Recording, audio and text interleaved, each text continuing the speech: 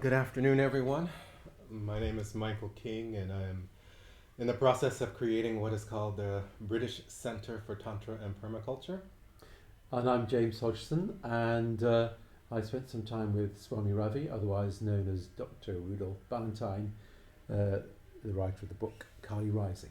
And I've had the fortune of studying with Dr. Ballentine, also known as Swami Ravi, for over 5 years and recently completed a 3 year intensive Tantra teacher training program with him.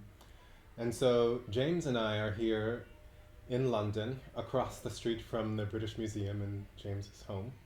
And we're having a first introductory conversation about Tantra and why we are creating this video and what our invitation is to you should you choose to act on your curiosity. So, James, tell me a little bit about how you came to Tantra and why we're here today. Well, I just suppose it might be worth just clearing up one thing is that the book Kali Rising is by Dr. Rudolph Ballentine, but we will be referring to him as Swami Ravi, and he is the same person. Exactly.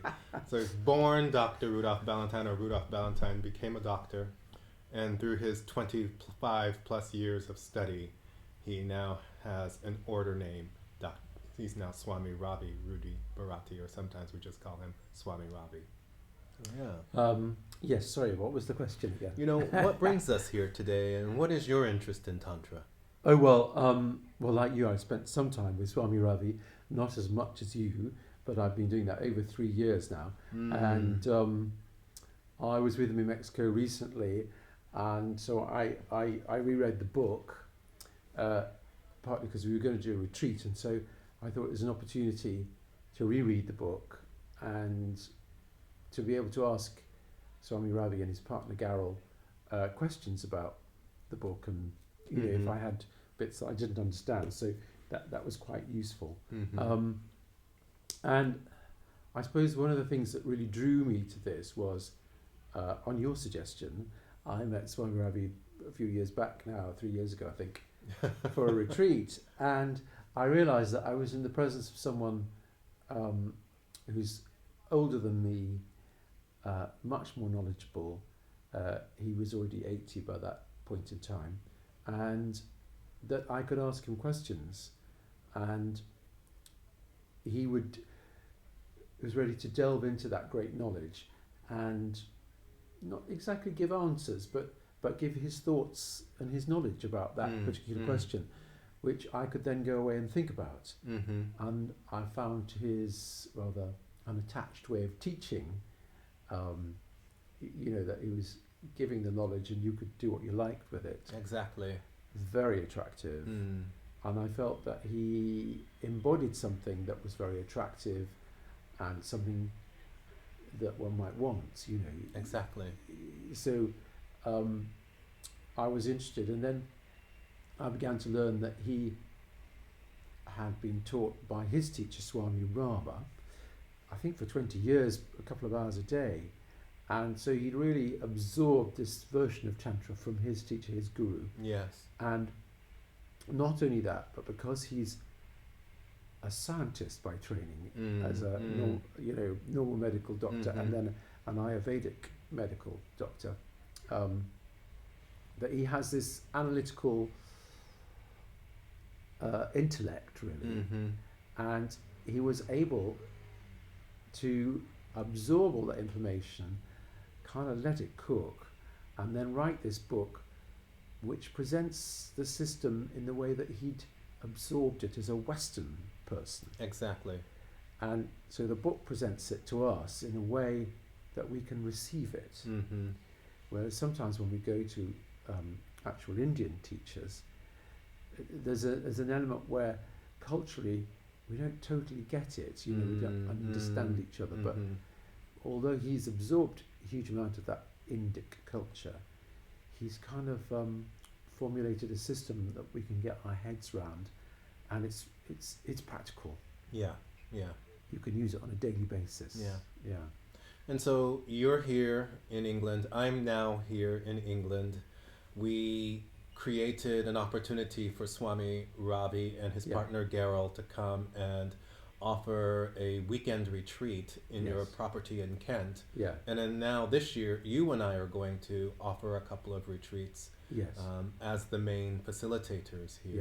Yeah. And why would you think that someone would be interested in coming to experience what we have come to experience in working with Swami Ravi when they come to Kent to work with us? Well, that's a very good question. Yeah. And I hope that we will be able to offer at least a beginning of having a look at this stuff and perhaps creating more curiosity about it.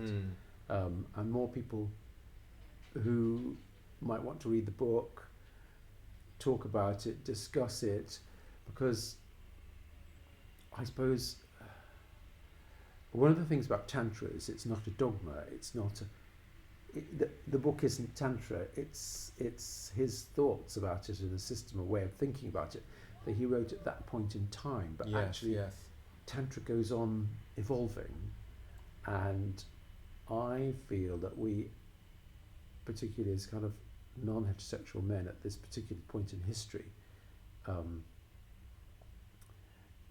can use the system of thought in it to go on thinking about philosophy and how we live our lives and how we approach things, because I think there are a lot of areas in relationships and sexual relationships and just relationships to ourselves that a lot of us are kind of asking questions about. And I think this system is quite, for me, it felt like a way forward with those questions. Absolutely. It's a way of making progress, really. Yeah, I exactly saw the same things and experienced the same things you are, especially when you talk about the system, if you will, because this lineage, which is known as Shrividian or Himalayan Tantra, has principles or tenets. Yeah. And through those tenets, we can investigate every aspect of our life. Yeah. It becomes a lens through which we can live a more embodied experience. Yes. Whether it's in our relationships with our families, whether it's in our sexual relationships or our professional relationships, I have found that it really has changed the way I operate in the world, and it's continuing to evolve as I continue to study and practice and teach as well. Yeah. How have you? Do you feel the same way? I do. I just think it's opening a new door, and I think because it's an embodied practice, so yoga and meditation are part of it. Absolutely. And being in the body and the wisdom of the body is all part of it.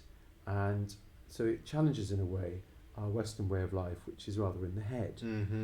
And when I talk about it and when I think about this subject and his teaching and talk about it to other people, I feel a kind of enlivening, not just that I'm kind of enthusiastic about it on a sort of mental level, but I feel that my whole being is enthusiastic about it, that my body is enlivened at the same time, which is, might sound a bit strange, but that's quite exciting because it's kind of new territory, really. Yeah.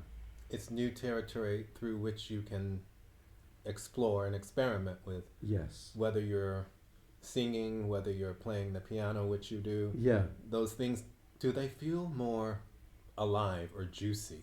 I feel like life has this heightened sensitivity or quality to it for me now. I think it's flowing better. Yeah.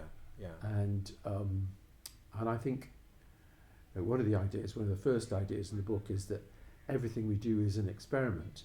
Absolutely. But there's a kind of moderating idea, which is tapas and spanda, the next thing, which is really kind of containing those experiments, and it's not completely wild. but I think coming to life, making decisions as an experiment sets one free to be a bit less attached to the outcome for a start. And I think particularly like performing on the piano and things, you don't have to worry if it's perfect or not. It allows me to be more in the present in the event and get into the flow of my body, and that goes into the instrument and the flow of the music. So quite interesting. And so later this summer and also in this fall, we're going to create an opportunity for say up to 10 to 12 of us in total, Yeah. Yeah. to come to your gorgeous home on the Kent coast That's right. and to create this opportunity for Yes. all levels and all experiences of men who are engaged in interacting with other men, gay men, Yeah. bisexual men, Yeah. non-binary men, you Yes. know. Exactly. Yes. And the invitation is for whoever has the opportunity to watch this video and have their curiosity piqued is to come to one of those events and learn more about this unique lineage of Tantra that we have been so blessed to be the stewards of, if you will. Yes, and it is this. I suppose the idea really is integrating body, mind, and spirit, and trying to work towards joining the flow of life with it, Yes, yes. the spontaneity of life, Mm. and reaching our full potential. And that's what the system's about. To me, I think, at least moving towards that. Yes. Well, I often say, if one chooses to, the goal of this lineage of Tantra is actually enlightenment. Yeah. And you can pursue this to any level of development along that practice if you choose to. Yes. Yes. Absolutely. Yeah. Anything else that you want to share or that we should say before we finish today? I think that's probably enough for now. Do you? All right. Well, Yeah, thank I you, think- James, for graciously Michael. opening your home up for us to have this conversation. That's my pleasure. Alrighty. So we will look to provide information at the end of this video or however it's posted about the upcoming retreats and opportunities to learn and study more about Tantra here in the Greater London area and in Kent. And we look forward to answering your questions. You can email us or you can certainly WhatsApp us. We'll provide contact details and we'll see you soon. Take care, everyone. Take care.